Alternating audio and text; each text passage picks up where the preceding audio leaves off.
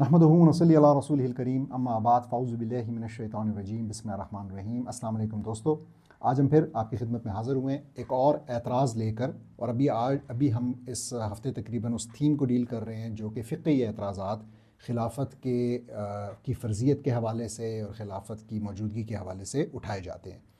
तो एक एतराज़ जो इसमें है वो ये है कि वो कहते हैं कि जी ये तो सुन्नत में नहीं है। तो चलें, हमने कुरान वाला तो पिछले एपिसोड में डिस्कस कर दिया और आपको बहुत सारी दलाइल और शवाहिद दे दी कि कुरान में कैसे अल्लाह सुब्हानहू व तआला ये कह रहे हैं कि एक अथॉरिटी का और एक लीडर का और इसका होना ज़रूरी है, एक निज़ाम का। लेकिन वो कहते हैं सुन्नत के अंदर ऐसा कुछ नहीं मिलता। और अपनी बात को मज़ीद वो आप कहें कि पुरअसर बनाने के लिए वो कहते हैं कि देखिए जी रसूल सल्लल्लाहु अलैहि वसल्लम जब फ़ौत हो रहे थे तो उन्होंने तो कोई अपने बाद अपॉइंट नहीं किया, तो इसको वो एज ए सबूत इस्तेमाल करना चाहते हैं इस बात के लिए कि खलीफा का होना ज़रूरी नहीं है, खिलाफत कोई निज़ाम नहीं है। देखें, शायद जो लोग ये कहते हैं उन्होंने सुन्नत को नहीं पढ़ा, सीरत को नहीं पढ़ा, अहादीस को नहीं पढ़ा। मैं आपके सामने मुख्तलिफ़ प्रोग्राम्स में इस सीरीज़ में भी ऑलरेडी कुछ अहादीस रख चुका हूँ और मैं वो तवातर के साथ रखता जाऊँगा, मुझे बार बार तकरार के साथ रखता जाऊँगा। मैं यहाँ से शुरू करूँगा कि रसूल सल्लल्लाहु अलैहि वसल्लम की ये हदीस जिसमें उन्होंने कहा कि मन माता वलैसा उनकी ही बया माता मीततन जाहिलिया, यानी जो कोई मरा और उसकी गर्दन में खलीफा की बैत का तौक नहीं था तो वो जाहिलियत की मौत मरा। मैं आपको चैलेंज देता हूँ कि आप चेक करें कि उलमा, क्लासिकल स्कॉलर्स, पहले 100, 200, 300, 400 साल के स्कॉलर्स इस हदीस को कैसे देखते थे। क्या वो ये कह रहे थे कि ये किसी मस्जिद के इमाम की बात हो रही है, या वो यही समझते थे कि ये मुसलमानों के इमाम अमीरुल मोमिनीन खलीफातुल मुस्लिमीन की बात हो रही है। तो आपको पता लगेगा कि आपको जनरल कंसेंसस मिलेगा उलमा के अंदर, ठीक है, उस ज़माने के, कि वो ये कहेंगे कि ये नहीं, ये बिल्कुल ऐसा ही है कि ये खलीफा की बात हो रही है। तो जब आपको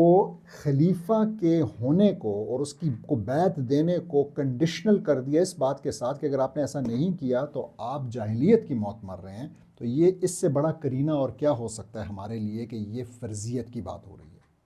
अच्छा, जिन लोगों को स्टिल ये नहीं सेटिस्फाई करता तो मैं आपको एक और हदीस बताता हूँ जो कि इससे भी ज़्यादा सख्त है, जिसके अंदर कहा जा रहा है इज़ा बुइया लि खलीफतैन फ़क़्तुलुल आखरा मिनहुमा, यानी कि अगर दो खुलफा को बैत दे दी जाए तो जो दूसरे वाला है उसको कत्ल कर दिया जाए। अब यहाँ पे आपको एक और आर्गुमेंट आगे चल के जो आएगा कि मुसलमानों के मल्टीपल खुलफा नहीं हो सकते एक वक्त के अंदर, वो भी डील हो रहा है। लेकिन इसके अंदर ये भी पता चल रहा है कि खलीफा का होना जो है उसकी फ़र्जियत है, क्योंकि बात हो रही है कत्ल कर देने की। फिर इसके साथ एक और बड़ी इंपॉर्टेंट बात, और वो आपने समझनी है कि एक फ़िक़ही कायदा है, एक शरई कायदा है जिसको हम कहते हैं मा ला यतिम्मुल वाजिब इल्ला बिही फहुवा वाजिब, कि जो कोई चीज़ किसी फ़र्ज़ को पूरा करने के लिए ज़रूरी हो वो भी वाजिब बन जाती है। तो आप देखें, अगर आपको पता है कि नमाज़ पढ़नी है फ़र्ज़ है, वज़ू करना है फ़र्ज़ है, पानी की मौजूदगी फ़र्ज़ नहीं है। लेकिन अगर आपको वज़ू करना है और आपसे नमाज जा रही है तो पानी लाना, पानी मुहैया करना ये फ़र्ज़ बन जाएगा। इसी तरीके से आप जानते हैं कि आपके पास अगर, तो अब यानी हुदूद नाफिज करनी है कौन करेगा, जिहाद करना है कौन करेगा, मुसलमानों की मईशत को चलाना है कौन करेगा, बेतहाशा मसाइल हैं। मुसलमानों के ऊपर रूलिंग करनी है, अल्लाह के कानून को नाफिज करना है, रसूल के नामूस की हिफाजत करनी है। ये तमाम चीज़ें हमारे मुसलमानों का लीडर के अलावा कोई नहीं कर सकता। हम ये नहीं कह सकते कि जी आज के बाद हम ये नहीं करेंगे, या हम दुआ करेंगे ये खुद से हो जाएगा, या ये हम जो है ना सेक्युलर लीडर्स के ऊपर छोड़ देंगे कि वो जिस तरीके से करते हैं करें और वो कानून पे कानून बनाते जाएं, अल्लाह के साथ दुश्मनी वाला और अल्लाह के साथ जंग वाला। तो इससे भी ये साबित हो जाता है कि ये हमारे लिए, मुसलमानों के लिए एक बड़ी ही क्लियर ऐसी चीज़ है जो कि ज़रूरी है, और अगर हम इसको पूरा नहीं करते तो हम अपने दीन को पूरे तरीके से ना उस पर अमल पैरा हो सकते हैं, ना उसको पूरे तरीके से कायम कर रहे हैं। आखिरी बात मैं ये करना चाहूँगा कि देखें, इवन कुछ अहकामात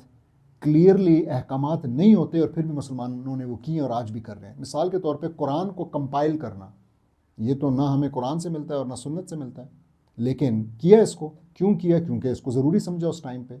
میں یہ نہیں کہہ رہا کہ خلافت ایسا فرض ہے، ہم نے تو آپ کو ایویڈنسز دے دی، قرآن سے بھی دے دی اور سنت سے بھی دے دی، لیکن پھر بھی یہ بات اسی طریقے سے کتنے لوگ ہیں آج جو مدرسوں کے قیام کو فرض سمجھتے ہیں،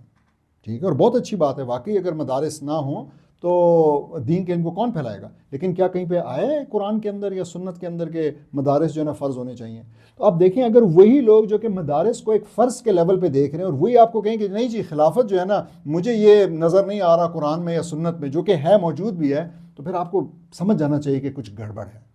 تو اس بات کو سمجھیں کہ یہ نہ صرف قرآن کی روح سے بلکہ سنت کی روح سے بھی بہت ہی کلیئرلی ایک فرض کا درجہ رکھتا ہے، اور ہمیں اس کے لیے اپنے دن رات ایک کر دینی چاہیے تاکہ ہم اس کو قائم کرنے والے بنیں۔ اگر آپ کو یہ کانٹینٹ اچھا لگ رہا ہے تو اس کو ضرور اپنے ساتھیوں کے ساتھ شیئر کریں، سبسکرائب کریں، لائک کریں، کامنٹ کریں۔ جزاک اللہ خیر۔